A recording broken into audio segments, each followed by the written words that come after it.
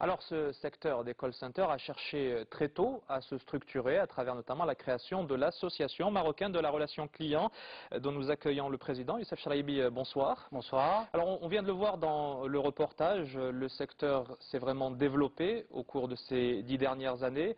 En 2010 et pour les années qui suivent, quelle est la marge de progression possible sur ce marché ?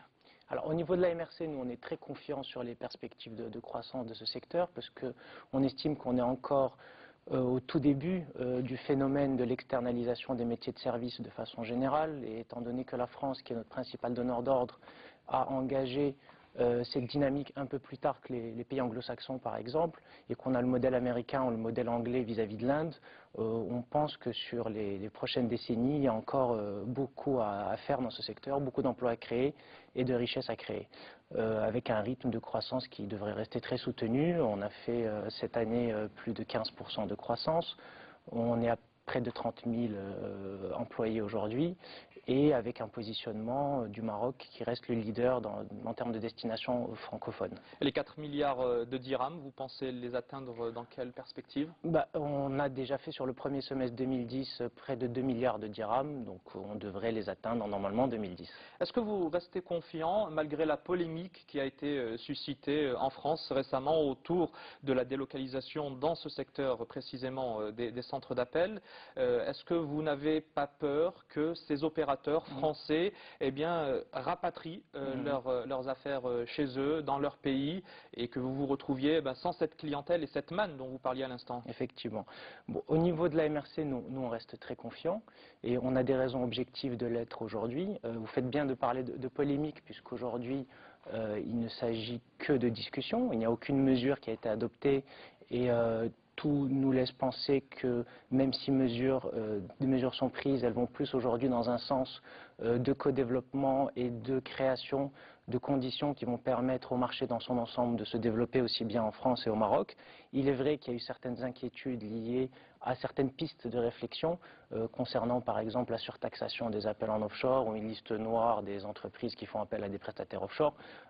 C'était uniquement des idées. Aujourd'hui, suite à un lobbying assez actif et une véritable mobilisation de l'ensemble des acteurs, aussi bien privés que publics, on arrive aujourd'hui à parler dans notre secteur aussi de co-développement, de croissance partagée, puisqu'il faut bien voir une seule chose, l'essentiel de la croissance de notre secteur est beaucoup plus lié à ce nouveau phénomène d'externalisation, de façon générale, et non pas au simple phénomène de délocalisation de positions déjà existantes. Avec une nouvelle palette de services et d'activités, on va y revenir. Malgré tout, la France réfléchirait à la mise en place d'une prime pour ces entreprises, et notamment ces call centers, qui décideraient de revenir sur le territoire national. Est-ce que vous avez pu, vous, en tant que président de la MRC, avoir des contacts précis avec le gouvernement français, notamment pour leur présenter votre position ? En fait, le secrétaire d'État a reçu aussi bien les professionnels représentés par la MRC. Bien entendu, tout cela a été orchestré par notre ministère de tutelle, qui est le ministère du Commerce et de l'Industrie. Le ministère des Affaires étrangères également a fait ses démarches, les ambassades. En fait, il y a eu toute une mobilisation générale. Nous, on a fait appel, réagi très tôt en saisissant justement et en mobilisant les pouvoirs publics pour le faire prendre conscience des risques qu'il pourrait y avoir. Mais aujourd'hui, on n'en est plus du tout, si vous voulez, à craindre encore ce type de mesures. Qu'est-ce qu'on vous a dit en France ? En fait, on nous dit qu'aujourd'hui, l'important pour la France, c'est de créer des emplois et non pas de récupérer des emplois qui sont partis en offshore. Donc le discours n'est plus du tout le même. L'idée aujourd'hui, en France, vous avez 260 000 personnes qui travaillent dans le secteur. En Grande-Bretagne, vous en avez 1 million. Et pourtant, la Grande-Bretagne, c'est le premier donneur d'ordre européen en termes d'outsourcing offshore vis-à-vis de l'Inde. Ce qui montre bien qu'aujourd'hui, la croissance de l'offshore ne se fait pas du tout au détriment de la création d'emplois en France. Et la volonté du gouvernement français n'est pas de reprendre les emplois qui ont été créés au Maroc, mais de faire en sorte qu'il y ait une création d'emplois dans ce secteur d'activité en France également. Donc tant qu'on parle d'incitation, c'est un petit peu normal. Chaque pays fait en sorte d'attirer des professionnels pour faire en sorte que les conditions d'exercice du métier soient optimales. Mais il faut que ça se fasse dans des règles d'incitation et non pas de dissuasion. Et c'est de ça qu'on parle aujourd'hui. Alors admettons, la France continue à délocaliser, qu'elle ne choisisse plus le Maroc, qu'elle décide de se diriger vers d'autres marchés Oui. plus compétitifs. Là aussi, c'est un gros défi que vous avez à relever, la concurrence internationale. Oui. Comment est-ce que vous gérez ce paramètre? Alors, on a la chance d'être dans un secteur qui est à la fois le plus fort en termes de nombre de positions, de revenus créés, de taux de croissance dans la région, mais c'est également la destination la plus qualitative. C'est-à-dire que le Maroc a à la fois 50% du marché global de l'offshore francophone, le concurrent direct qui est la Tunisie n'a que 20% du marché, donc on a une avance considérable et une position de pionnier, mais on est également la destination la plus qualitative avec paradoxalement les niveaux de prix qui ne sont pas les plus faibles. C'est-à-dire que le Maroc n'a pas positionné son offre sur de l'offshore low cost, mais réellement sur du nearshore qualitatif, à valeur ajoutée, ce qui fait qu'aujourd'hui encore, il y a environ un marché sur deux destiné à l'offshore qui s'oriente vers le Maroc, alors que la Tunisie est moins chère, que le Sénégal est moins cher, et que d'autres destinations encore plus lointaines seront encore moins chères. Donc on n'est pas rentré dans cette guerre de prix, et ce positionnement haut de gamme nous permet de protéger justement ce marché. Le prix, justement, on vous a longtemps taxé de payer très peu vos salariés et d'avoir des conditions de travail un peu délicates. C'est un problème dont vous vous êtes emparé à la MRC. Vous avez mis en place une charte qui prône la responsabilité sociale au sein des opérateurs qui en sont membres. Est-ce que ça a vraiment changé les choses? Alors déjà, à notre niveau, on ne parle pas de problème. Ce qu'on a fait déjà à la MRC, c'est juste rappeler certaines réalités.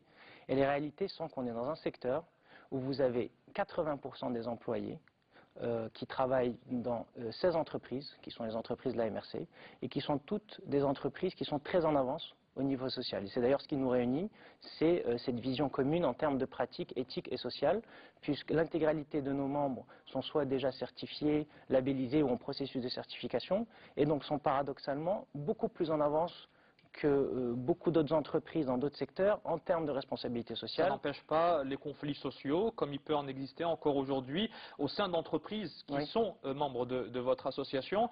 Comment est-ce que vous l'expliquez des conflits qui durent, par exemple Alors, la première chose, c'est pas parce qu'il peut y avoir un conflit que cela veut dire que dans notre secteur, la norme, c'est les conflits sociaux, puisque justement, on en parle aujourd'hui parce que ça arrive relativement rarement. Et c'est pas un avis, c'est une vision objective. Quand je vous dis que 80% des employés travaillent dans des entreprises qui sont structurées, qui offrent des plans de carrière sur du long terme, où il y a un véritable sens de la valorisation du capital humain, c'est une réalité, parce que c'est une réalité qui est exigée par nos donneurs d'ordre, qui sont aujourd'hui très exigeants en termes de responsabilité sociale. Et comment vous pouvez rester compétitif avec ces critères sociaux? Puisqu'on ne se bat pas sur les prix. Aujourd'hui, on est dans une logique où, au contraire, on va offrir des salaires très attractifs. Vous vous dites qu'on est taxé de mal payer nos employés. Quand on entre dans un centre d'appel, quand on entre dans un centre d'appel, au niveau de la MRC, on prétend un niveau minimum de 4 000 dirhams. 4 000 avec dirhams, des perspectives d'évolution, avec des perspectives d'évolution qui sont très intéressantes. Et donc, on a plutôt contribué, nous, à notre niveau, à notre sens, à relever les minima sociaux et aux pratiques qui sont celles du marché par rapport à d'autres secteurs d'activité qui avaient tendance à payer un petit peu moins. Et si aujourd'hui ils veulent attirer des ressources du même niveau de qualité, notamment au niveau de la pratique de la langue par exemple, ils sont plus obligés de s'aligner pour justement un petit peu lutter contre cet appel très important qu'on fait en termes de ressources de jeunes diplômés. Quand Donc nous, on est plus dans une perspective où on se dit comment notre secteur a contribué à relever vers le haut les pratiques sociales du marché. Et comment est-ce qu'il va évoluer? Parce que quand on parle de la relation client, on pense tout de suite à ces centres d'appel, à ces énormes plateformes téléphoniques. C'est quoi l'avenir de la relation client au Maroc? D'accord. Vous dites quand on parle des centres d'appel, on pense à ces énormes plateformes téléphoniques, au télémarketing. Il y a déjà une chose qui est très importante à rappeler, c'est que dans les call centers, il y a différents métiers. Il y a le métier du télémarketing qu'on connaît le plus, mais il y a le métier du support technique, du support commercial, du service après-vente, qui est aujourd'hui, il faut bien se le dire, la majorité des emplois qui sont créés dans notre secteur, puisque les entreprises membres de la MRC ne sont pas identifiés comme des sociétés de télémarketing, mais comme des outsourceurs. Les outsourceurs, ce sont des professionnels experts de l'externalisation de certaines fonctions qui étaient gérées auparavant en interne dans les entreprises, essentiellement françaises ou espagnoles qui sont nos clients, et qui sont aujourd'hui entièrement pris en charge par ces entreprises, ces opérateurs au Maroc.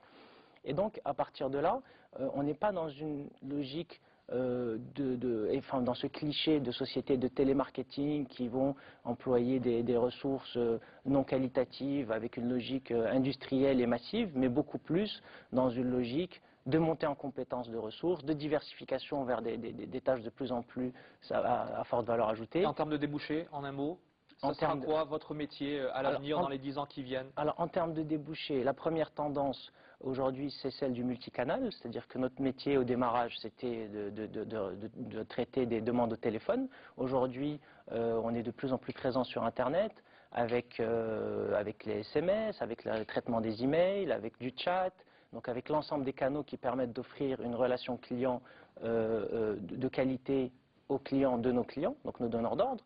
C'est la première tendance. La deuxième, en fait, c'est qu'on s'oriente vers des métiers de back-office également. Vous savez, dans l'offshoring, il y a 3 grands métiers. Il y a les call centers, le BPO, qui est l'externalisation de processus métiers, et puis l'ITO. Le call center, c'est le secteur le plus mature, le plus dynamique encore aujourd'hui en termes de création d'emplois, puisqu'on a près de 30 000 emplois. Mais c'est également celui qui initie l'évolution vers le BPO. Puisqu'en fait, ce sont la majorité de ces acteurs qui étaient sur des traitements de front office, qui en s'orientant vers du back office, montent des offres qui sont également très intéressantes en termes de débouchés et qui vont nous permettre de gagner différents marchés. Dans les années à venir au Maroc. Youssef Cheraibi, merci d'avoir répondu à notre invitation. Merci à vous de nous avoir suivis. À bientôt pour un nouveau numéro d'éclairage. En attendant, bonne fin de soirée sur 2M.